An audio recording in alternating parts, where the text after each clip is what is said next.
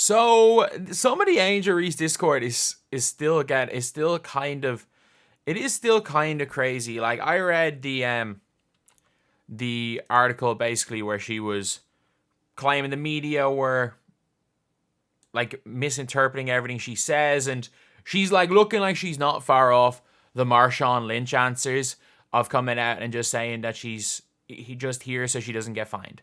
Like I don't think we are that far away from that happening, which is kind of sad because at the end of the day we can't forget that, like, especially when it comes to Clark and Reese, they're 22 years old.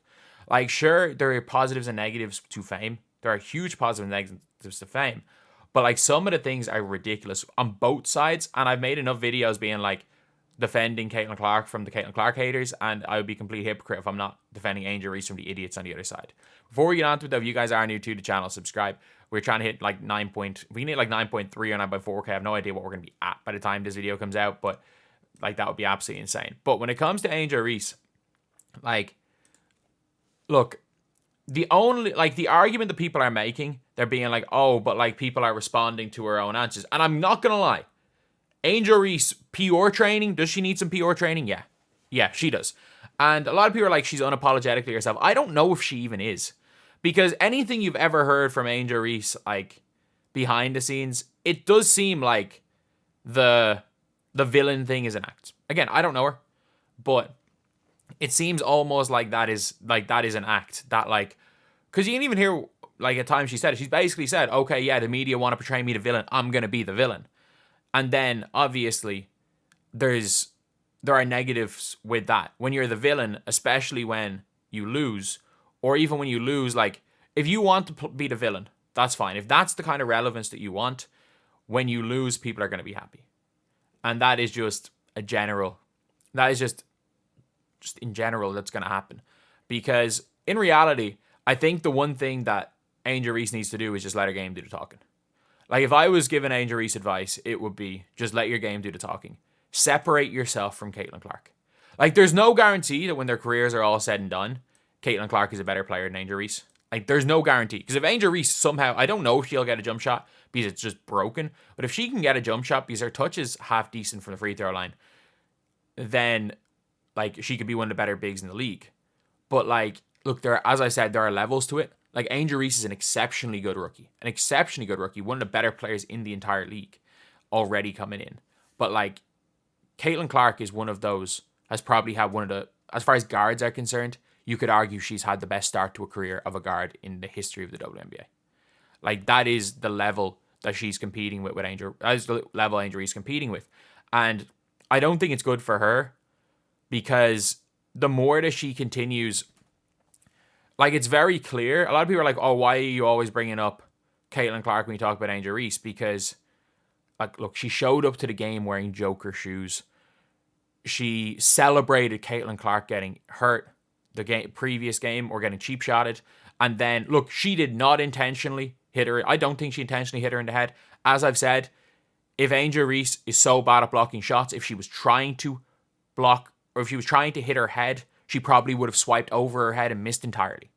So, but the problem is that when you have a history with this person, when you show up to the game wearing Joker shoes, and when you jump up and celebrate Kennedy Carter's cheap shot, people are going to think it's intentional. And you know what? Like, a lot of the reason why people think it's intentional has nothing to do with, like, this whole race war. It's the fact that, like, people are judging based on what prior actions. Just like if Draymond Green does something and someone else does something, it looks more intentional if it's Draymond Green because of his history. And that is not necessarily a history. That's not something you want to have.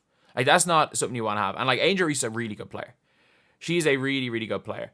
And as far as her answers with the media, I actually don't mind her just not answering questions. I genuinely don't, because a lot of people are saying it's like, oh, when she's talking about people having a special whistle, she's not talking about Caitlin Clark. She was talking about, like, Aaliyah Boston fouling her in the last possession. It's like, well, one, it wasn't a foul. Angel Reese just jumped through two players. Like, two of them didn't move. She just tried to jump through them. She successfully jumped through two players and finished. Great finish by Angel Reese. That's not a foul. Like, neither defender did anything wrong. But also, she was asked about the flagrant foul and goes, it's a basketball play. I guess some people have a special whistle. Like, she answered a question about the flagrant foul by saying that. Of course, she was talking about Caitlin Clark. But at the same time, even if she wasn't, like, this is, again, I don't know what's going through her head. Even if she was talking about some of the other stuff, at the same time, you have to say that her timing of when she answered the question, her timing of when she said it, does make it seem like she was talking about Clark when she was saying that. She might not have been. But to someone who watched the press conference, that is what I took from it. So I don't know whether it's a case of like reporters are 100% waiting for her to slip up. Just like reporters are asking Caitlin Clark questions to slip up. And the difference is that Angel Reese has it in her head, I've got to be the villain. Like, I'm the villain in the Caitlin Clark story.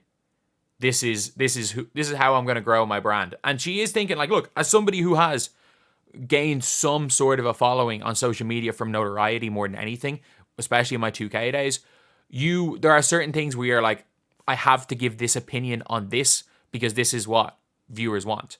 And I think some of the answers that, and some of the things even that Angel Reese has done is based on that. So I really do hope that as far as media answers, I don't mind if she goes full on Marshawn Lynch. I don't mind if she continues to give non-answers to any question. And I don't mind if she, as long as she can just let her game do the talking, because she's 22 years old. Like, how hard can this be on your mental health when every word you say is being scrutinized by every single person that's watching?